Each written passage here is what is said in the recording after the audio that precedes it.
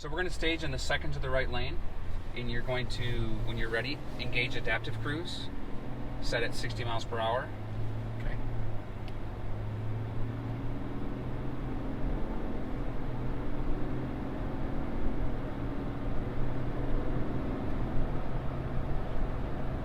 I'm just going the wrong way.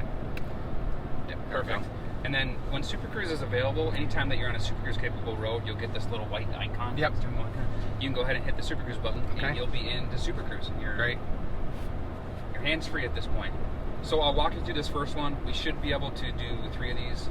Like I said, I'll walk you through this first one so you know what's going on. So I talked about the radars that are around the vehicle. We were picking up that vehicle in the radars when it was behind us, and watched it go past us. And now that it's in front of us, it's now a target. So we're looking at its speed. The system knows.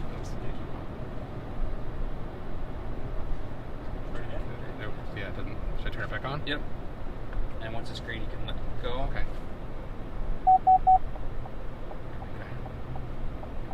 The system knows that his set speed is lower than ours, so then it's looking at the lanes to the left and right to see if there's a path to pass. It found an opening on the left. We passed the vehicle, and now we're going to move back to our original lane. That's slick. That's really slick. So you heard the audible beep to let you know something was going to occur. Yep. And then we have cluster messages as well that lets you know what's going on from start to finish. That's pretty nifty.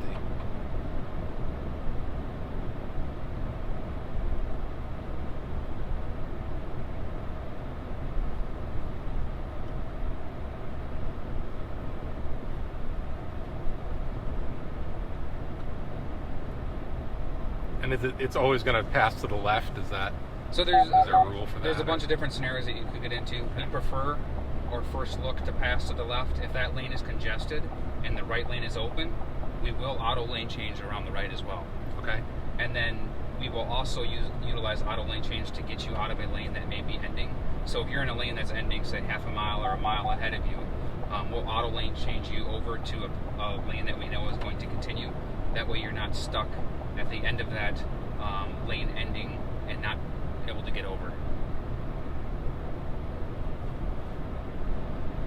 This guy again. I know. You know.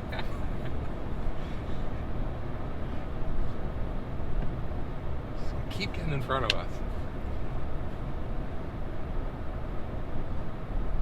The funny thing is, you don't know how many people I've run into like that. When I drive to Minnesota to visit my family, all my family's in Minnesota, it's 13 hours. You know, you get on a stretch of highway where you'll see the same people for, a couple hours. Right. And you'll pass them, and then they'll pass you, and it just keeps going back and forth. The one I love is that, like, I'll pass somebody and then I'll get off, like, at a road stop, get something to eat or whatever, and then I'll pass them again half an hour later. It's like, you're going real slow.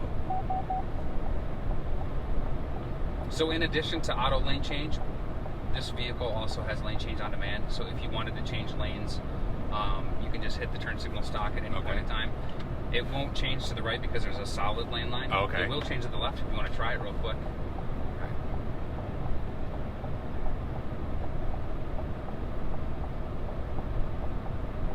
And then you'll have to go back to center. So you can engage that just by a momentary press or a full latch. If you just did a momentary, then you don't have to go back to center. Got it. Either way works. It's making life way too easy. So we'll start slowing down here. We're going to get over to this right lane, and we're going to exit at that white tent, just in front of that white tent. And you can turn these features on and off in the center stack. We have 3 settings. You can have everything off to where you have to manually change lanes, or you can have lane change on demand on only, or you can have lane change on demand. Here, the green sign. Lane change on demand in addition to auto lane change.